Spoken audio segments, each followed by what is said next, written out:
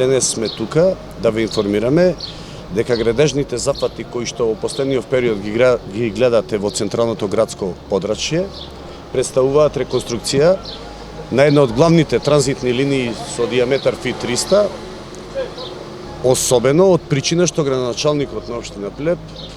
најави реконструкција на булеварот, за да избегнеме ситуации како од минатото, кога веќе реконструирани улици, коловозни површини, пешачки зони, булевари, наново биле раскопувани заради санирање на дефектите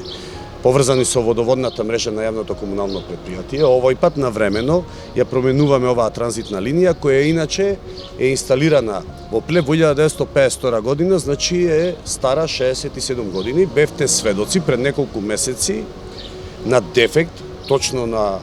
ова место каде што стоиме и како изгледа кога пукнува цевка со диаметар фит 300 која што носи огромни количини на вода.